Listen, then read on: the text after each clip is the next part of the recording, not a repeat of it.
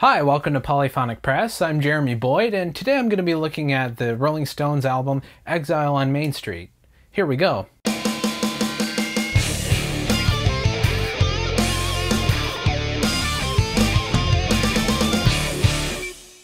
So this is the Rolling Stones' 12th studio album, and by the time they got around to 1972, they had really gone through many different changes. Starting out as more of a blues-based version of British pop music, going through a bit of a psychedelic period, and kind of coming out the other side as more of a straight-ahead rock and roll band. Not to mention the firing and death of Brian Jones and the addition of Mick Taylor on lead guitar, who, among many Rolling Stones fans, consider the best fit for the Rolling Stones on lead guitar. This album, however, was more on the experimental side, with songs relating from straight ahead rock and roll to blues to gospel and even country. It was a pretty brave departure for the band considering the sort of reputation they had sort of built up for themselves. But as time went on, Exile on Main St. really became regarded as the Rolling Stones' greatest work. And even though it's a double album, there really aren't many weak songs on here. The production on this album is somewhat raw and lo-fi, even for 1972 standards, but I think that's part of the charm of this album. It's a band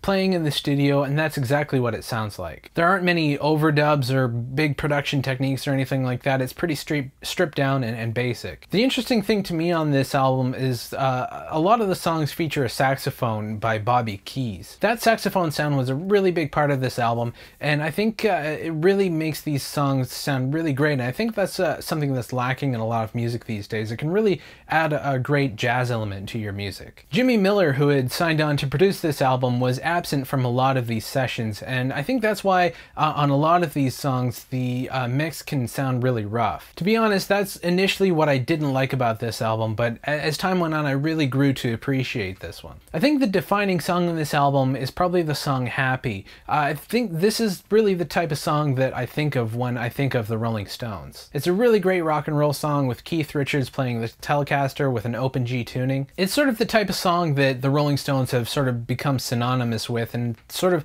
that's kind of their signature sound. I also really like the horns at the end of this song. It really adds a lot of punch to the sort of overall feel of the song. Like a lot of these songs, the mix is pretty rough, but once you get past that and you realize that it's a really great song, you kind of can overlook the roughness of the production. I think my favorite song on this album is probably Tumbling Dice, and it's probably my favorite Rolling Stones song as well. I really like that it's a mid-tempo, bluesy sort of song, and Charlie Watts is playing a little bit behind the beat, and it just kind of creates this really good groove pocket. A lot of the time with the Rolling Stones, the live version of songs tend to be the better ones, but I've actually found that the studio version of this song is the better one from any live performances that I've ever seen. Although I didn't really like this album when I first heard it, mainly because the production is pretty gritty and hard to take sometimes, it has slowly become my favorite Rolling Stones album. But as I said, once you get past the roughness of the production, there are a lot of gems on this album that a lot of people tend to overlook. So if you don't have this album in your collection, I can't recommend it enough. So let me know what you guys think of this album in the comments. If you'd like to suggest a classic album for me to look at,